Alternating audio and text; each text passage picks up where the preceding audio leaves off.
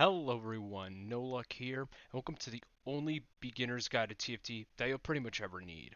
Riot does kind of have like a tutorial for TFT, but it doesn't cover a bunch of stuff they need in order to play TFT and to climb to higher ranks. If you're a newcomer or coming back just to learn something, hit the like button and subscribe buttons, or maybe share them with your buddies, and let's get into the main concepts. The three main concepts are units, along with their unit costs, items and itemization, and positioning. Yes, I know there's a bunch of stuff such as transitioning from what you have to your final comp or some variation of it, but I consider that to be a concept more for players who have a basic understanding of TFT and have it solidified, and not for newer players. A video will be up on the side for it if you're interested into that concept of pivoting.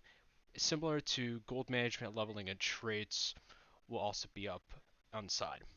Now let's start first with the units. Regardless of which set TFT is on, there will always be main types of each cost. These are tanks, mages, carries, divers, supports, splashers, and specialists. Tanks are the main frontliners and soak as much damage as possible for your carries or mages to clean up. Units that have traits such as vanguards or brawlers or a variant, basically units that give a lot of armor or HP, fit into this classification and benefits you a ton. And items that allow for more magic resist, armor, HP, or even debuffs to the enemies benefit them a ton. Mages and carries are usually your main DPSs, with mages focusing on ability damage, while carries focus on auto attacks and raw AD. Mage classification will stay the same, while carries tend to differentiate a bit between set by set, such as duelers, snipers, hunters, and so on, depending on what set you have. Mages want more AP and mana items to continue casting, while carries just want AD, crit, and sometimes lifesteal. The next one are divers, and their job is to get rid of the enemy carries first. However, because of that, their main counterplay is positioning, which can make them pop off or just get them popped at an instant from the enemy front line. Depending on the diver, they can go A pure AD, depending on what they are, and one-shotting is their main goal. Supports tend to heal and shield carries or even disrupt champions. They don't really need any items, as the units being 2 or 3 starred is just enough for your carries and frontline just to win you the game. They also tend to mix in with splashes as their secondary purpose to fill in traits, and also supports like mystics tend to give the whole team usually some extra magic resist against mages. Speaking of which, splashers don't need items and can be your secondary carry, tank, mage, support, or even specialist, which gives your team a little bit of extra power over your enemy. Specialists are unique 5 costs. They have their own trait. It could be the ultimate support, the unkillable tank, the unstoppable carry, or just have a unique quirk that allows you to have way more agency over your team.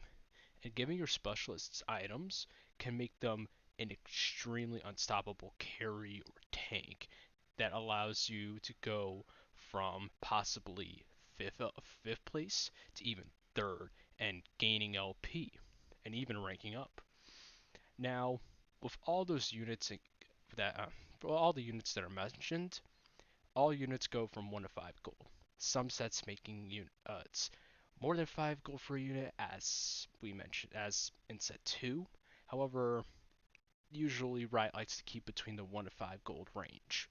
Most 1 or 2 cost units tend to be discarded for either more expensive units or for a certain comp that you might be going for, or they're kept in as splashers just to round out your comp. Now let's go with the items. Some items are just leagues above the rest.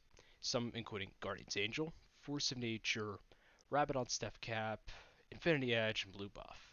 GA is practically good on almost any single champion, and Force of Nature gives you an extra unit, so you could just be like, hey, I want this unit. Boom, I could plop in extra legendary in there just for the fuck of it. Now, Thieves' Gloves are an all-around item while maintaining a bit of RNG, and they can get you through even the entire game. where if you're at level 9, you get 2 fully built items at random, and it tends to be very good. And also, they're not the same items. They're unique. Zephyr is good for getting rid of, let's say, the main tank or carry if you position them properly. However, it is mirrored. So let's say you put your Zephyr on a carry on the bottom left corner, the enemy on the bottom right corner will be lifted, and vice versa. However, one good way to get rid of that is through QSS, which is good on both tanks and carries to counter it. Now for mages. Mainly, blue buff and Shojins are good for mana regeneration, while Rabadon's Jeweled Gauntlet and Gunblade are good for damage or even sustainability. You also have Morellos for a little bit of extra burn. Now for carries, i.e. Last Whisper, Deathblade, Bloodthirster, Linsu's Rageblade are great items, along with Giant Slayer. RFC allows all of your hits to go through, and Runins can spread the damage out through multiple units. Now, with tanks, they want big tanky items. Stoneplate is very good if you have one tank. Dragon's Claw, Bramble Vest, Warmhogs are also good. Titan's Resolve is also good, but due to Stoneplate being in some sets, hopefully later down the line, you don't really need to go Titan's Resolve unless you just don't have the items for Stoneplate. Now supports, you don't really need to put items on them, but if you could, Chalice of Power and Trap Claw would be the only two good items I would put on them. Sure, you could put a Shroud, but it's not always the best. Now for divers, you can go full carry items for either a mage or AD, or a mix of both even. And also, good tech, Frozen Heart is great because you just go on the enemy backline, you slow their auto attacks, and you become way more tanky because of it. It has some flexible items such as ZZ Rot, Redemption, Ionic Spark, Zeeks, and Locket if you don't have enough for a core item. And they're really useful. Items that seem to be a little weak or suboptimal would be Static Shiv, Eludence, and Hand of Justice, as they're usually built if you, again, don't have the right combination for your core items, such as Rabadons. Now, for spatula items, the only spatula item that I would say is good is Force of Nature. The rest are mainly used to splash an extra trait on one of your units so that it rounds out your comp. And you could put something on, like let's say for example set 3, Star Guardian Jin, you put a Janna on there, boom, he did true damage. Insanity, I know.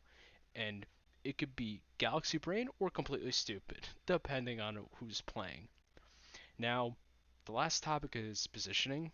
Most comps will have a front line full of tanks, a bunch of mages or carries in the back, some support and splashes on the side, or in front to delay divers. Most of the positioning is based off what comp, what units are available for both teams, and what your enemy is playing. Some units or some sets will have Blitzcrank, which likes to pull the farthest unit. So you don't want to stack your carries in the corner unless they have a QSS or a Trap Claw even. However, spreading your units out allows your units not to be targeted by AoE as much, and it can be susceptible to infiltrators if done for the backline. Now, for each comp and its variants, positioning can change round by round, depending on if you have a Zephyr or not, and it's all dependent on what opponents you may or may not be facing. And mastering it will take a bunch of time and a bunch of matches just to get used to, especially for one comp. If you're trying to play flexible and try to see which comp is the best, then it takes a little more time. Since you're not used to focusing on one comp, you're focusing on multiple. So, anyways, that's I would say all the basics for TFT that I would say can be applied to any of the sets Riot releases in the future, and that I can release in such a concise manner. You can check more of my in-depth concepts in my videos on my channel. I'm No Luck. I wish you luck because I don't need it. Deuces.